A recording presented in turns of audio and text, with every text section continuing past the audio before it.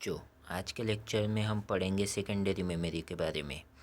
पर उससे पहले हम हमारी रिवीजन कर लेते हैं। आज हम पावर पॉइंट की कीज़ की रिवीजन करेंगे। तो चलो फटाफट रिवीजन कर लेते हैं। F5 का यूज़ स्लाइड शो के लिए, एस्केप की का एंड स्लाइड शो करने के लिए, Ctrl+D duplicate selected item, Ctrl+M add new blank slide, Ctrl+T open font dialog box, Ctrl+Q close, Ctrl+W से भी क्लोज होता है, याद रखिए।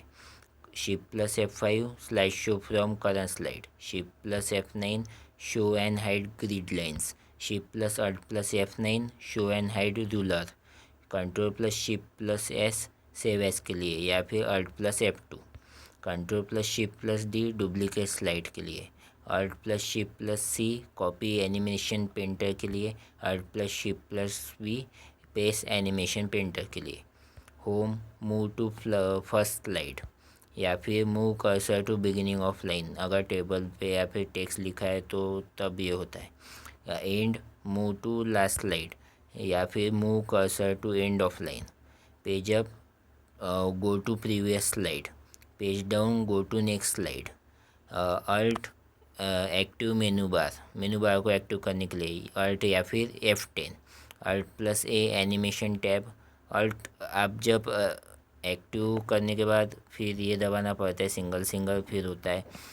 अल्ट के बाद A दबाने से एनिमेशन टैब, F दबाने से फाइल टैब, G दबाने से डिज़ाइन टैब, S से होम टैब, K से ट्रांजिशन टैब, N से इंसर्ट टैब, R से रिव्यू टैब, S से स्लाइड शो टैब, W से व्यू टैब। अल्ट दबाने के बाद 4 दबाते हैं तो फिर स्लाइड शो भी होता है। अब लॉन्ग फॉर्म्स देख लेते हैं। VPN का वर्चुअल प्राइवेट नेटवर्क, VDU का विजुअल डिस्प्ले यूनिट, VGA का वीडियो ग्राफिक्स एरे, VLSI का very large scale integration, wipe का वॉइस ओवर, IP भी होता है। और अगर IP आप बैकअप के लिए याद रखिए voice over internet protocol. VRML virtual reality modelling language, VLAN का virtual local area network, virus का vital information resources under seize, VR का वर्चुअल रियलिटी, VSNL का विदेश संचार निगम लिमिटेड। अब चलो हम हमारे आज का टॉपिक शुरू करते हैं। आज हम पढ़ेंगे सेकेंडरी मेमोरी के बारे में। प्रीवियस लेक्चर में हमने प्राइमरी मेमोरी के बारे में पढ़ा था। अगर आपने वो देखा नहीं तो आप ज़रूर देखें प्राइमरी मेमोरी क्या होती है, उसके टाइप्स, रैम रोम क्या है, तो हमने पढ़ लिया। तो आज हम आगे बढ़ते हैं और हम सेकेंडरी मेमोरी के बारे में पढ़ते हैं। तो सेकेंडरी मेमोरी को क्या क्या कहते हैं वो इम्पोर्टेंट है, पूछते हैं एग्ज़ाम में। Secondary memory also called external memory, auxiliary memory, backup memory, ये 3 नाम याद रखना। ये सेकेंडरी मेमोरी को कहते हैं। सेकेंडरी मेमोरी नॉन वोलेटाइल होती है। नॉन वोलेटाइल मतलब data is not loss when the power is turn off. जब पावर सप्लाई बंद होता है फिर भी डाटा लॉस नहीं होता, उसे नॉन वोलेटाइल कहते हैं। इसकी स्टोरेज कैपेसिटी ज़्यादा होती है प्राइमरी मेमोरी से, याद रखना। It is not directly accessible bye CPU। से ये डायरेक्ट एक्सेसिबल नहीं होती, इम्पोर्टेंट है याद रखना। It is not directly accessible bye CPU इसे डायरेक्ट एक्सेसिबल नहीं कर सकता सेकेंडरी मेमोरी को। पर जो डाटा सेकेंडरी मेमोरी है वो पहले मेन मेमोरी में जाएगा, मतलब रैम में जाएगा, फिर उसके बाद ही CPU उसे यूज़ कर सकता है। डायरेक्टली वो एक्सेस नहीं कर सकता डाटा सेकेंडरी मेमोरी का, तो ये याद रखना इम्पोर्टेंट है। जो सेकेंडरी मेमोरी है वो परमानेंट स्टोरेज के लिए यूज़ होती है। It is slower and cheaper than primary memory. और सेकेंडरी मेमोरी प्राइमरी मेमोरी से स्लोअर, स्पीड में स्लो होती है और कॉस्ट में भी कम होती है, चीपर होती है। यानी उसकी कॉस्ट, जो सेकेंडरी मेमोरी की कॉस्ट है वो कम होती है प्राइमरी मेमोरी से। तो आगे देखते हैं। ये क्लासिफिकेशन है ऑन द बेसिस ऑफ जो टेक्निक है। एक होती है सीक्वेंशियल एक्सेस, मतलब जो डाटा है मेमोरी में का जो हमारा मेमोरी डिवाइस है उसमें का डाटा अगर हम सीक्वेंशियल, एक होता है सीक्वेंशियल, एक दूसरा भी है जो देखते हैं हम। तो जो सीक्वेंशियल एक्सेस डिवाइस है वो है मैग्नेटिक टेप। मतलब इसमें हमने क्या, जो डाटा है वो सीक्वेंस, मतलब लाइन, मतलब एक सीक्वेंस में, जैसे कि यहाँ पे टेप है, मैग्नेटिक टेप आपने देखा होगा। ये पुराने, अभी तो ज़्यादा तो देखने को नहीं मिलता, पर इसमें जो डाटा एक्सेस करते हैं हम वो सीक्वेंस वाइज करते हैं। तो ये एग्जांपल हो जाता है magnetic tape sequential access device का। ये एक मेथड होती है, जैसे कि सीक्वेंशियल एक्सेस होती है और एक डायरेक्ट एक्सेस होती है। तो देखते हैं हम वैसे ही, पर आप यहाँ पे पहले इसे ख़त्म कर लेते हैं। इसमें एक ही याद रखने का है आपको नाम, मैग्नेटिक टेप। तो यहाँ पे डाटा हम सीक्वेंशियल एक्सेस करते हैं, ये याद रखें, इम्पोर्टेंट है, और एग्जांपल भी वेरी वेरी इम्पोर्टेंट है। तो ये मैग्नेटिक टेप किसने बनाया? तो ये फ्रिट्ज फ्ल्यूमर ने बनाया। याद रखने का तरीका ये देखो, ये फ्ल्यूमर मतलब फार्मर जैसा साउंड हो रहा है। तो जो फार्मर है वो एक गाना सुन रहा है अपने टेप रिकॉर्डर पर। इसमें एक जो म्यूज़िक है वो लोडेड है, और वो फार्मर सुन रहा है। यप्स है, कुछ भी हो सकता है, यप से गाना, फूलों का, या फिर कुछ भी ऐसा आप इमेजिन कर लो। तो सेकंड है डायरेक्ट एक्सेस डिवाइस। तो डायरेक्ट हम जो डाटा है हमारे डिवाइस में वो डायरेक्टली एक्सेस कर सकते हैं यहाँ पे। तो ये होते 3 टाइप के। First magnetic disk. तो मैग्नेटिक डिस्क 2 प्रकार की होती है, एक फ्लॉपी डिस्क होती है, एक हार्ड डिस्क होती है। तो याद रखना इम्पोर्टेंट है, जो हार्ड डिस्क है उसे ही हार्ड डिस्क ड्राइव कहते हैं, या फिर हार्ड ड्राइव भी कहते हैं। ये याद रखना, डिस्क जो है हार्ड डिस्क या फिर हार्ड ड्राइव या फिर हार्ड डिस्क ड्राइव, कुछ भी कह सकते हैं ऐसी। तो इसके भी 3 टाइप्स गिरते हैं, एक जिप डिस्क, फिर डिस्क पैक, और फिर विंचेस्टर डिस्क। तो ये जिप डिस्क और डिस्क पैक अभी तो ज़्यादा यूज़ नहीं होता, विंचेस्टर डिस्क की यूज़ होती है। तो इम्पोर्टेंट याद रखना।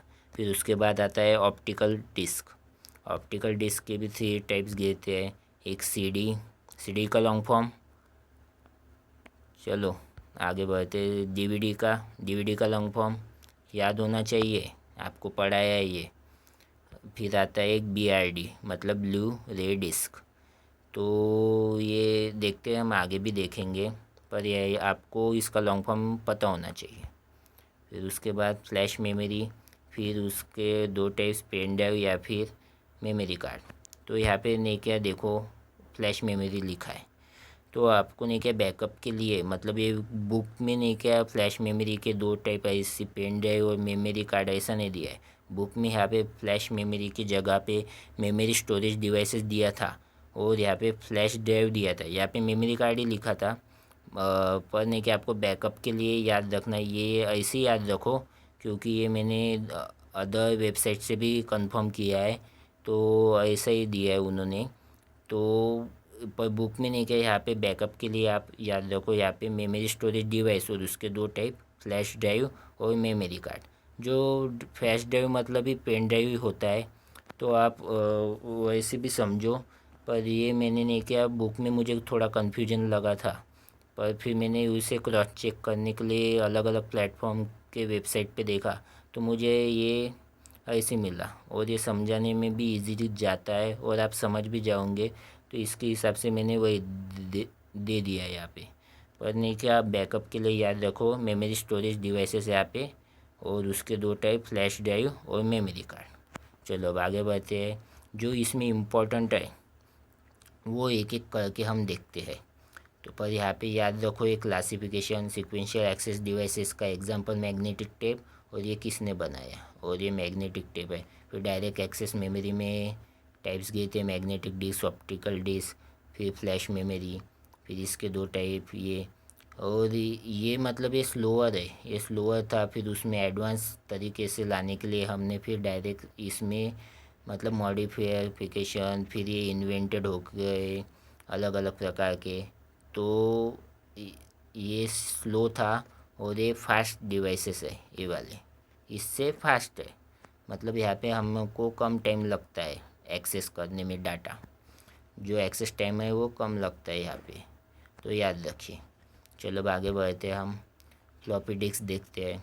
फ्लॉपी डिस्क में आपको ये 3 याद रखना है, 3.5 इंच, 5.225 इंच और 8 इंच। ये डायमीटर होते हैं डिस्क के, याद रखिए डायमीटर होते हैं। और इनकी साइज़ 3.5 इंच का साइज़ होता है, 1.44 MB तक ये स्टोर कर सकते हैं। 5.25 इंच वाला 1.2 MB तक स्टोर कर सकता है, और 8 इंच वाला 1.2 MB तक स्टोर कर सकता है डाटा को। तो ये इम्पोर्टेंट है, ये पूछता है एग्ज़ाम में। अब आगे बढ़ते हैं। इसमें जो डिस्क होती है उसको प्रोटेक्टिव जैकेट रहता है, मतलब hard disk cover the protects hard disk cover that protects the magnetic disk. मतलब हार्ड प्लास्टिक रहता है, वो नहीं कि हमारी जो मैग्नेटिक डिस्क है उसे प्रोटेक्ट करता है। तो आपको पूछेंगे प्रोटेक्टिव जैकेट किस में होता है, तो फ्लॉपी डिस्क में होता है, याद रखिए।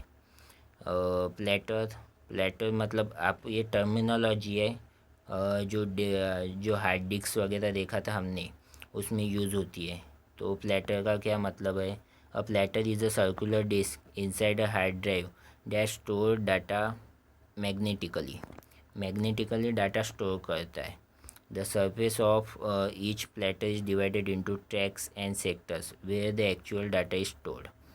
देखो प्लेटर में होते हैं ट्रैक्स एंड सेक्टर, तो उसमें डाटा स्टोर होता है, इम्पोर्टेंट है, याद रखिए। ट्रैक ट्रैक मतलब concentric track is a concentric circular part on a surface of platter. जो प्लेटर होते हैं उस पे जो कॉन्सेंट्रिक सर्कल्स होते हैं, सर्कुलर होती है हमारी डिस्क, तो उसमें जो कॉन्सेंट्रिक सर्कल्स होते हैं उसे ट्रैक कहते हैं। Each track is divided into smaller part called sector. तो जो ट्रैक पर जो स्मॉलर पार्ट्स होते हैं, वो जो ट्रैक नहीं के डिवाइडेड होते हैं स्मॉलर पार्ट्स में, उसे सेक्टर कहते हैं। सेक्टर देखते हैं अब क्या है। Sector is a smaller unit of data storage on a disk. जो सबसे स्मॉलेस्ट यूनिट होती है अपने जो डिस्क है उस पर सेक्टर कहते हैं। जो याद रखिए, इम्पोर्टेंट है, क्वेश्चन आ सकता है यहाँ से। A sector is a smallest unit of data storage on a disk. Disk पे सबसे जो स्मॉलेस्ट यूनिट है डाटा स्टोर करने के लिए, वो कहाँ से होता है? सेक्टर से, याद रखें। जैसे मेमोरी की स्मॉलेस्ट यूनिट होती है बिट, वैसी सेक्टर ये डिस्क पर की स्मॉलेस्ट यूनिट है, याद रखिए। और it is segment of track, ये भी याद रखिए। 1 सेक्टर स्टोर 512 बाइट्स और 4 KB। मतलब ये एडवांस में है 4 KB, पर ये इम्पोर्टेंट रखे, फर्स्ट प्रायोरिटी 512 बाइट्स एक सेक्टर में स्टोर हो सकती है, ये आप याद रखिए। विंचेस्टर डिस्क GB और TB में देखो, ये जो फ्लॉपी डिस्क थी इसका साइज़ देखो MB में है, पर ये जो विंचेस्टर डिस्क है वो अभी यूज़ में है, और इसका साइज़ है GB और TB में, ये याद रखना आपको। बाकी मतलब ये पूरा MCQ मतलब कहाँ से मतलब पूछ सकते हो, वैसे बनाइए आपका कंटेंट। ये पहले भी डिस्कस किया है मैंने, तो अभी ज़्यादा नहीं करता डिस्कस। अब आगे बढ़ते हैं। CD का लॉन्ग फॉर्म कॉम्पैक्ट डिस्क होता है, और इसे बनाया है कॉम्पैक्ट डिस्क को जेम्स रसेल ने। ये रसेल वो अपना ये नहीं क्रिकेटर वाला नहीं, आंड्रे रसेल ने, ये जेम्स रसेल है, याद रखना। कॉम्पैक्ट डिस्क का इन्वेंशन किसने किया है? जेम्स रसेल ने। और जो CD होती है उसकी साइज़ ये पॉपुलर वाली है, 700 MB वाला जो है CD कॉम्पैक्ट डिस्क, ये पॉपुलर है मार्केट में, तो ये याद रखिए। आपको पूछेंगा भी, एग्ज़ाम में पूछता है CD की स्टोरेज कैपेसिटी, तो 700 MB याद रखना। CD एक आती है CDR, कॉम्पैक्ट डिस्क रिकॉर्डेबल। यहाँ पे सिर्फ रीड करते हैं, ना हम उसे मॉडिफाई कर सकते हैं, ना ही उसे रीराइट कर सकते हैं, सिर्फ रीड कर सकते हैं। यहाँ पे मॉडिफाई भी नहीं कर सकते, इरेज भी नहीं कर सकते, याद रखना। सिर्फ रीड कर सकते हैं CDR में। इसका लॉन्ग फॉर्म भी याद रखना, रिकॉर्डेबल, कॉम्पैक्ट डिस्क रिकॉर्डेबल। और इसका मतलब कॉम्पैक्ट डिस्क रिकॉर्डेबल कोई वार्म करते हैं, राइट वंस रीड मेनी, याद रखना। CDRW इसका long form compact disc rewritable. यहाँ पे आप रीड भी कर सकते हो और राइट भी कर सकते हैं। यहाँ पे सिर्फ आप रीड ही कर सकते हैं CDR में, यहाँ पे रीड भी कर सकते हो और राइट भी CDRW में। फिर आगे बढ़ते हैं, DVD देखते हैं। DVD का long form digital versatile disc. अगर ऑप्शन में वर्सटाइल डिस्क नहीं है तो डिजिटल वीडियो डिस्क है तो उसको ही टिक करना, पर वैसे डिजिटल वर्सटाइल डिस्क को फर्स्ट प्रायोरिटी देना। चलो, तो ये पॉपुलर वाली है। ये रेंज इसकी 4.7 GB टू 17.1 GB देखो MB में है। फिर इसमें मतलब ये CD आई, फिर DVD आई, फिर उसके बाद BRD आई। तो इसकी साइज़ देखो GB बढ़ गई ना, MB से GB। ये आगे देखेंगे हम यूनिट्स, उसमें आपको पता चलेगा कि GB MB से बड़ी होती है। तो इसकी रेंज ये है। और ये पॉपुलर वाले ये याद रखना आपने, जैसे 4.7, 8.5, 9.4, 17.1, ये जो GB वाले हैं ये DVD पॉपुलर वाले हैं। और इसकी ये रेंज है, ये मैक्सिमम कैपेसिटी है इसकी DVD की। और फिर DVD मतलब ये तभी भी सेटिस्फेक्शन नहीं था इसमें। ये 17.1 GB ही स्टोर कर सकती थी। फिर उसके लिए हमने फिर BRD बनाई, मतलब बनाने वाले ने बनाई, हमने नहीं बनाई। पर याद रखना कैपेसिटी के लिए वो हिसाब से हम मतलब रिक्वायरमेंट के हिसाब से वो बनते गए। जैसे कि ये MB में यूज़ होती थी, फिर उसमें मतलब ज़्यादा स्टोर नहीं करते थे, कर सकते थे। फिर उसमें मॉडिफिकेशन आई, DVD बनी, फिर BRD, ऐसा कैपेसिटी के हिसाब से। इसका लॉन्ग फॉर्म ब्लू रे डिस्क, स्पेलिंग बराबर है, ई मिसिंग नहीं, ब्लू नहीं होता, ब्लू ऐसी स्पेलिंग है। रे डिस्क BRD का long form. Store high HD videos और 4K वीडियोज़ या फिर गेम स्टोर करने के लिए हम BRD का यूज़ करते हैं। इसके देखो ये पॉपुलर वाले 25 GB, 50 GB, 100 GB, 128 GB, ये याद रखिए, इम्पोर्टेंट है। आपको क्वेश्चन बना के दे सकता है कौन से है भाई इसके टाइप, मतलब पॉपुलर वाले। फ्लैश मेमोरी का इन्वेंशन किसने किया? फुजियो मासुओका, याद रखने, इम्पोर्टेंट नेम है। फ्लैश मेमोरी का इन्वेंशन फुजियो मासुओका ने किया है। SD कार्ड का लॉन्ग फॉर्म याद रखो, सिक्योर डिजिटल कार्ड होता है। अब देखते हैं आगे वर्चुअल मेमोरी क्या है। ये जो है ये CD, DVD, BRD ये ऑप्टिकल डिस्क के टाइप से है। और ऑप्टिकल मैंने आपको पहले भी बताया, ऑप्टिकल वर्ड जहाँ पे भी आता है वो तो लाइट से रिलेटेड होता है। तो ये इसे रीड और राइट हम लेज़र से करते हैं, या फिर मतलब ऑप्टिकल जो जहाँ पे भी वर्ड है वहाँ पे लाइट से रिलेटेड होता है। तो जो डाटा है वो हम लेज़र से ही रीड या राइट करते हैं, याद रखना। ये वर्चुअल मेमोरी देख लेते हैं। Virtual memory is a memory management technique use by operating system to extend the RAM. मतलब शॉर्ट में बोलूँ तो वर्चुअल मेमोरी आप ऐसे याद रखें, एक्सटेंडेड रैम होती है। Virtual memory allows the computer to use part of the hard disk as temporary RAM when the physical RAM is full. जब आपकी रैम फुल हो जाती है तब आपने क्या, जो हार्ड डिस्क होती है उसको आप टेम्परेरीली यूज़ कर सकते हैं एज अ रैम, तो उसे ही वर्चुअल मेमोरी कहते हैं। मतलब ये जो हमारी रैम होती है उसके एक्सटेंडेड वर्जन होती है। फॉर एग्ज़ाम्पल अगर आपकी मतलब जो रैम है, जो कुछ भी X GB की रैम है, तो आपकी वो फुल हो गई, तो फिर आपको नहीं क्या, वर्चुअल मेमोरी मतलब X plus something Y GB की वो जो Y मतलब X प्लस Y GB की आपको स्टोरेज देता है। तो जो Y है ना वही वर्चुअल मेमोरी है, मतलब एक्स्ट्रा स्टोरेज मिलती है अपने को।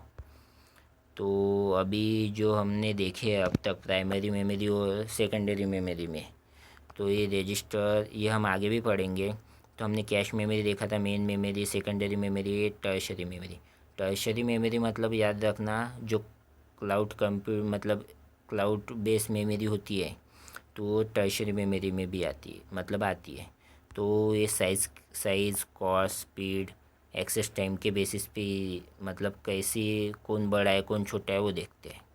तो साइज़ कॉस्ट स्पीड और एक्सेस टाइम के हिसाब से देखो, जो रजिस्टर है उसमें ज़्यादा डाटा स्टोर नहीं होता, पर रजिस्टर से ज़्यादा डाटा स्टोर कैश मेमोरी में होता है, फिर मेन मेमोरी में, फिर सेकेंडरी मेमोरी में, फिर टर्शरी मेमोरी में।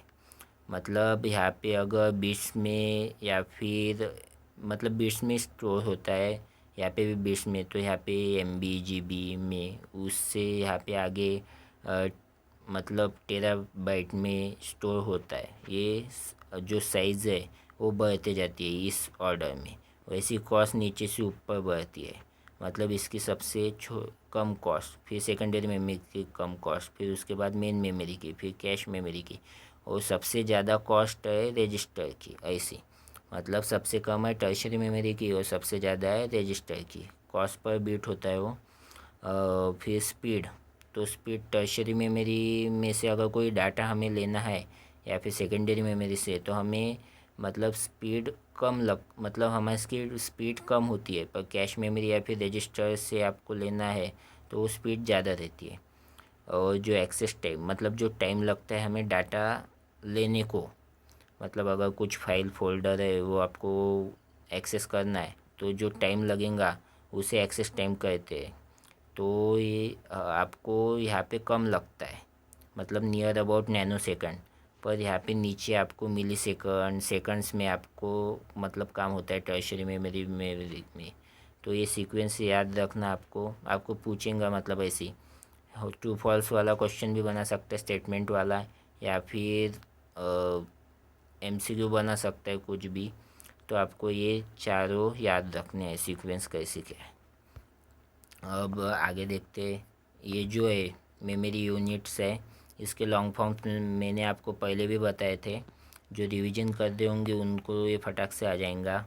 तो बीट का होता है बाइनरी डिजिट, KB का किलो बाइट होता है, MB का मेगाबाइट, GB का गीगाबाइट, TB का टेराबाइट, PB का पेटाबाइट, EB का एक्साबाइट, ZB का जेटाबाइट, YB का योटाबाइट, BB का ब्रोंटोबाइट। और ये नहीं क्या, मतलब असेंडिंग ऑर्डर में ये, मतलब ये स्मॉल है, फिर ये बढ़ते बढ़ते जाता है और ये बड़ा है, इससे भी एक बड़ा होता है, हम देखते हैं अभी। याद रखिए 1 बिट मतलब ये जो है बीट, तो ये बीट मतलब सबसे स्मॉलेस्ट मेमोरी का यूनिट है। एग्ज़ाम में पूछेंगे आपको what is smallest memory unit, तो उसका आंसर है बीट। बीट का लॉन्ग फॉर्म भी याद रखिए बाइनरी डिजिट होता है। तो 1 बिट मतलब या तो 0 या फिर 1, मतलब ये 0 या फिर 1, एक इसे 1 बिट कहते हैं, इसे 1 बिट कहते हैं। या तो 0 होता है या फिर 1 होता है। 1 निबल मतलब 4 बिट, आप दोनों तरफ से याद रखो। मतलब जैसे कि 1 निबल मतलब 4 बिट, या फिर 4 बिट मतलब 1 निबल, दोनों तरफ से याद रखो। 1 बाइट स्टोर सिंगल कैरेक्टर, ये याद रखो, मैं बस समझाता हूँ आपको। पर जो 1 बाइट है मतलब होता है 8 बिट। तो कैरेक्टर स्टोर करने के लिए आप इसका यूज़, मतलब इसमें स्टोर होता है, ये साइज़ है उसकी कैरेक्टर की स्टोर करने के लिए। तो 8 बिट मतलब 2 निबल भी होता है, मतलब यहाँ पे है ना, 1 निबल मतलब 4 बिट, तो यहाँ पे 8 बिट है, तो 1 बाइट मतलब 8 बिट होता है, और 8 बिट मतलब फिर 2 निबल हो जाएगा। तो ये देखते हैं, जैसे कि ये ASCII जो कोड है, इसका लॉन्ग फॉर्म बताया था मैंने। अगर आपको याद नहीं है तो आप रिवीजन अच्छे से करो, मैं अभी नहीं बताता। एक ये जो कैरेक्टर है उसको ASCII ने दिया है नंबर 65, मतलब ये कोड है उसका ए का 65। तो ये 65 है डेसिमल में, अगर हम उससे बाइनरी में कन्वर्ट करते हैं तो ये वो कोड आ जाता है। ये देखो, आप देख रहे होंगे 0101 में लिखा है, और ये कितने हैं, 8 बिट है, मतलब एक बाइट में होते हैं 8 बिट। तो उसको रिप्रेजेंट करने के लिए हम ऐसे लिखते हैं 0100, मतलब ये हो गए 4, और 0001 ये हो गए 4, 4 4 8। तो ये 8 बिट हो गए। 1 बाइट में कितने होते हैं? 8 बिट होते हैं। तो ये रिप्रेजेंटेशन करने के लिए मतलब कोई भी कैरेक्टर, अभी मैंने एग्जांपल के लिए ए लिखा, तो वैसे बी सी ये अलग अलग नंबर होंगे। फिर उसको कंप्यूटर को समझाने के लिए हम ऐसे करते हैं। तो स्टोर सिंगल कैरेक्टर, 1 बाइट का होता है कैरेक्टर में टेक्स्ट कुछ भी होगा, अल्फ़ाबेट, नंबर भी हो सकता है। उसको भी जो पहले बाइनरी में होता है, फिर उसको पहले वो डेसिमल में होता है, डेसिमल, फिर उसको बाइनरी में कन्वर्ट करके वो रीड करता है कंप्यूटर, ऐसा है। अब आगे बढ़ते हैं। 1024 बाइट मतलब 1 KB होता है। 1024 बाइट मतलब 1 KB होता है। 1 KB मतलब 1024 बाइट होता है। तो याद रखिए, इम्पोर्टेंट है। 1 KB is equals to 1024 byte. अब देखो, आपको एग्ज़ाम में ये पूछता है, मतलब ये बाइट देखो, बाइट मतलब क्या पढ़ा है आपने? बाइट मतलब 8 बिट होता है या फिर 2 निबल होता है। यहाँ पे देखो बाइट की वैल्यू रख दी आपने, 1 बाइट की वैल्यू 2 निबल। 2 से आप इसे मल्टीप्लाई करोगे तो 2048 होगा। और निबल, अब निबल मतलब कितना? 1 निबल मतलब 4 बिट होता है। तो यहाँ पे आपने 4 बिट मतलब निबल की वैल्यू पुट कर दी। 1 बिट निबल मतलब 4 बिट। तो 4 से मल्टीप्लाई करने के बाद वो हो जाएगा 2048 को आप 4 से मल्टीप्लाई करते हो तो 8192 आता है। तो इतने बिट्स हो जाते हैं। फिर आपको ये ऐसे कन्वर्जन आना चाहिए, जैसे आगे भी आपको हर एक की वैल्यू पता होनी चाहिए। पर इतना नहीं, सिर्फ यहाँ पे आप इतना याद रखो, ये 4 वैल्यू अगर याद कर सकते हो तो कर लो, नहीं तो फिर टाइम पे आपको करना होगा। पर करना ही क्या है आपको, ये तो याद ही होगा। सिर्फ आपको ये 2 वैल्यूज़ याद रखने हैं और इनके पीछे क्या है यूनिट, वो याद रखना, नहीं तो ये मतलब गड़बड़ कर दूँगी। तो ये अच्छे से याद करना। 1024 KB मतलब 1 MB, या फिर 1 MB मतलब 1024 KB। ये मतलब ये 1024 क्या होता है? 2 to the power 10 होता है, तो याद रखना। फिर ये मतलब आप, रुको आगे समझाता हूँ। जैसे कि 1024 MB मतलब 1 GB, 1 GB मतलब 1024 MB। अगर देखो यहाँ पे KB मतलब यहाँ पे MB लिखा है, 1 GB is equal 1024 MB। 1 MB की वैल्यू क्या है? 1024 KB। 1024 इंटू, अगर आप MB की वैल्यू यहाँ पे रखते हो, आपको KB में चाहिए, तो 1024 इंटू 1024 KB हो जाएगा। तो ये क्या है? 2 to the power 10 है ये, फिर इसके मल्टीप्लाई में 2 to the power 10 ही आएगा, फिर KB में हो जाएगा। फिर वो कितना हो जाएगा? 2 to the power 10 into 2 to the power 10 मतलब 2 to the power 20 हो जाएगा। मतलब ऐसा कन्वर्जन आपको आना चाहिए। टाइम पर भी आप मतलब ये रटते थोड़ी ना बैठेंगे इतने क्या वैल्यू होंगी इतने सबके, पर ये आपको वैल्यू रख के आपको ये कन्वर्जन आना चाहिए। अगर किसी को नहीं समझा तो फिर से एक बार रिपीट करता हूँ। 1 GB मतलब कितना होता है? 1024 MB। पर ऑप्शन में आपको पूछा है KB में कितना होता है। तो ये जो MB है, 1 M मतलब ये MB मतलब ये 1 MB होता है। तो इसकी वैल्यू आपको पुट करना होता है 1024।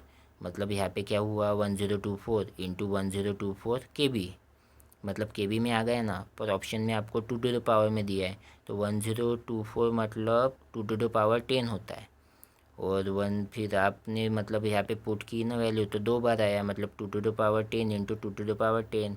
और वो आइडेंटिटी लगती है A to the power B into A to the power C, तो A to the power B+C मतलब जो पावर में वो एडिशन हो जाएगा। तो आइडेंटिटी से आपको ऑप्शन में फिर 2 to the power 20 होगा, तो उसे क्लिक करना पड़ेगा ऐसा।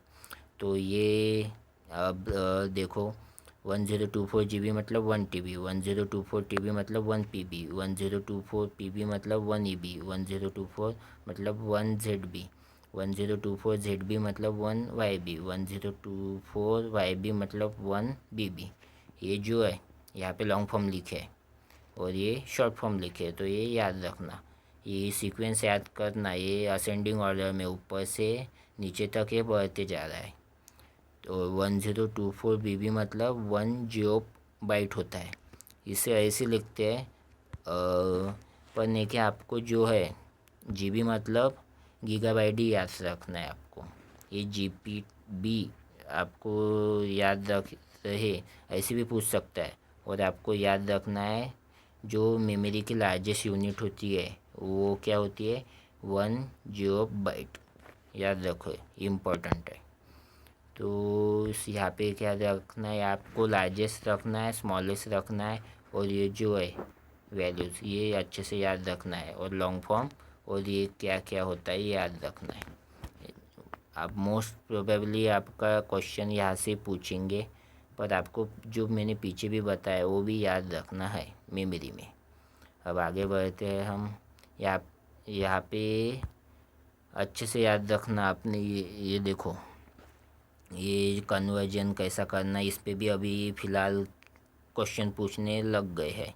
जैसे कि टीवी में है तो MB में कितना होगा, ऐसा मतलब कन्वर्जिंग यूनिट पे क्वेश्चन आते हैं, तो आपको वो आना चाहिए। तो यहाँ पे आपका स्टडी लेक्चर ख़त्म होता है। अब आते हैं हम हमारे गुरु मंत्र पे। तो आज भी हम मॉक टेस्ट पे बारे में बात करेंगे। पिछले बार हमने topic mock, subject mock, full mock क्या होता है वो देखा था।